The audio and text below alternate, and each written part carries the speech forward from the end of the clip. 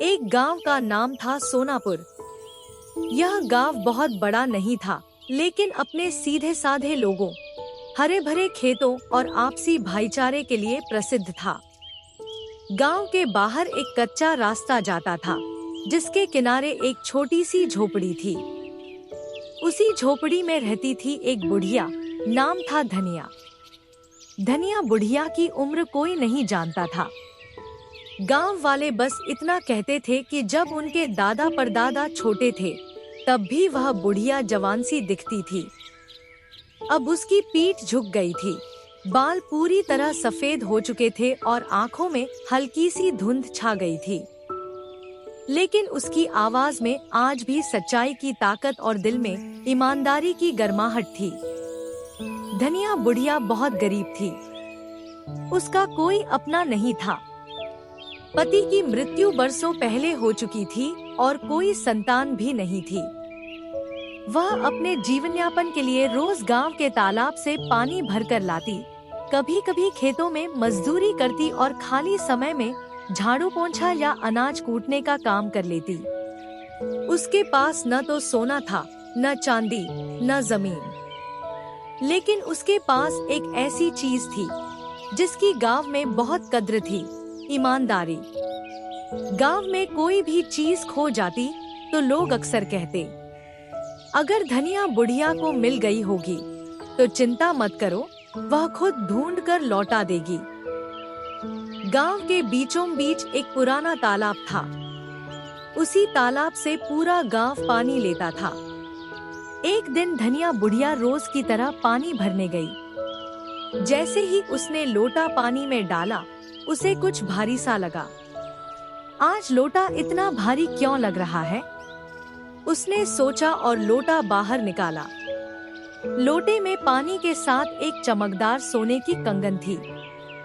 बुढ़िया की आंखें कुछ पल के लिए ठहर गईं। इतना सोना उसने अपनी जिंदगी में कभी नहीं देखा था। उसका दिल एक पल के लिए कांप गया।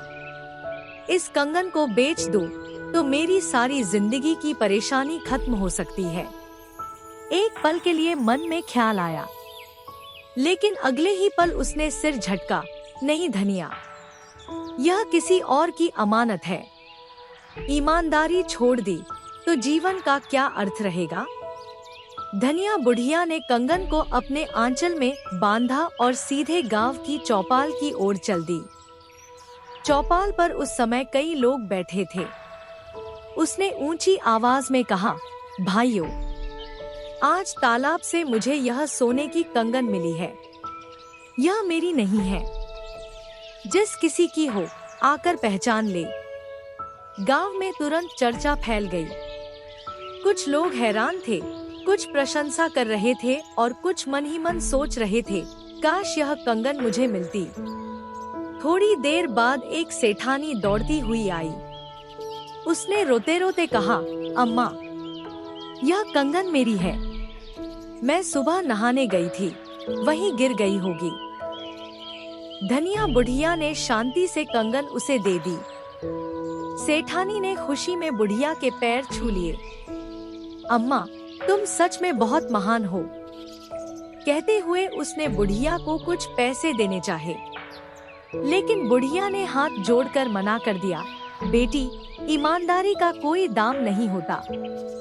यह घटना पूरे गांव में फैल गई। लोग धनिया बुढ़िया की तारीफ करने लगे, लेकिन हर जगह अच्छे लोग ही नहीं होते। गांव में एक चालाक आदमी रहता था, रघुनाथ। उसने सोचा, अगर यह बुढ़िया इतनी ईमानदार है तो क्यों न इसकी परीक्षा ली जाए। अगले दिन रघुनाथ जानबूझकर तालाब के पास गया और एक चांदी की अंगूठी पानी में फेंक दी। फिर वह छिपकर देखने लगा। थोड़ी देर में धनिया बुढ़िया पानी भरने आई। उसे अंगूठी मिल गई। उसने वही किया जो रोज करती थी, सीधे चौपाल जाकर घोषणा कर दी। रघुनाथ शर्मिंदा होकर आगे आया और बोला, अम्मा, यह अंगूठी मेरी है। धनिया बुढ़िया ने मुस्कुराकर अंगूठी उसे दे दी। रघुनाथ का सिर झुक गया। उसे अपनी चालाकी पर बहुत पछतावा हुआ।